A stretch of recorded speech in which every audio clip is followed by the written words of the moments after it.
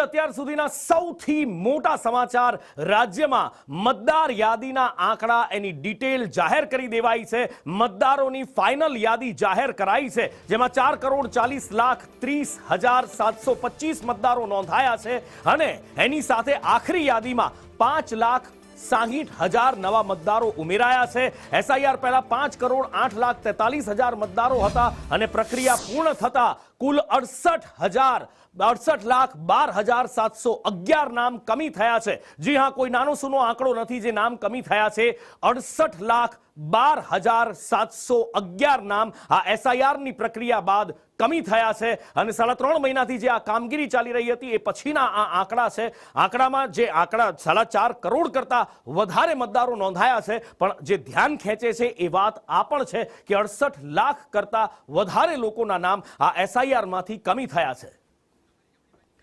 વધુ માહિતી સાથે સહયોગી સંવાદદાતા કશ્યપ જોશી મારી સાથે લાઈવ જોડાયા છે। કશ્યપ, 4.5 કરોડ કરતા વધારે મતદાતાઓ નોંધાયા છે, નવા મતદાતા પણ 5 લાખ કરતા વધારે નોંધાયા છે, પણ સૌથી વધારે ધ્યાન આંકડો એ ખેંચે છે 68 લાખ કરતા વધારે લોકોના નામ કમી થયા છે। આખરે એ 68 લાખ લોકો કોણ છે? માઇગ્રેટ થયેલા છે કે પછી ભૂતકાળમાં વિપક્ષો દ્વારા જે આરોપ લગાવવામાં આવ્યા હતા એનું ક્યાંક આ પરિણામ દેખાઈ રહ્યું છે? આખરે શું છે 68 લાખ આંકડા, એની પાછળની સચ્ચાઈ?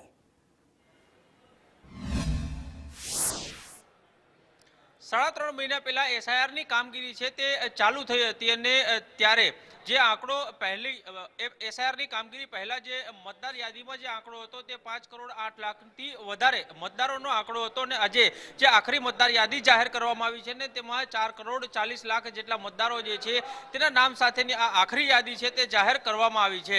મહત્વની બાબત એ છે કે 68 લાખથી વધારે મતદારો જે છે તેના નામ કમી થઈ ગયા છે।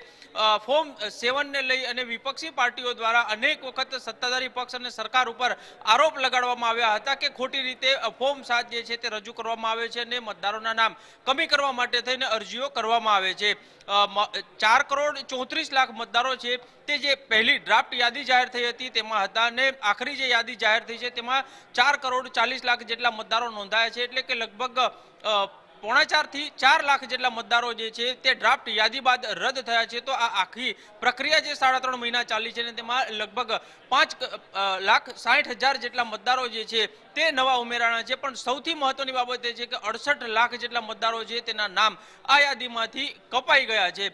સીધી રીતે જો આકલન કરીએ તો રાજ્યની 30 થી 35 વિધાનસભા સીટના જે મતદારોના આંકડા થાય તેટલા મતદારો જે છે તેના નામ કમી થઈ ગયા છે। તેમાં કારણ સ્પષ્ટ રીતે આપવામાં આવ્યું નથી, પરંતુ 2-3 કારણો પહેલા જે સામે આવ્યા હતા તે મુજબ જો જોઈએ તો ડબલ મતદારો હોય અથવા તો શિફ્ટ થઈ ગયેલા મતદારો હોય કે પછી કોઈ પણ મતદાર છે તેનું મૃત્યુ થઈ ગયું હોય તો આવા નામ જે છે તે કમી કરવામાં આવ્યા છે। પરંતુ આ આખરી આંકડો જે સામે આવ્યો છે ને તેમાં 68 લાખથી વધારે મતદારો જે છે તેના નામ કમી થઈ ગયેલા છે। જી કશ્યપ, માહિતી બદલ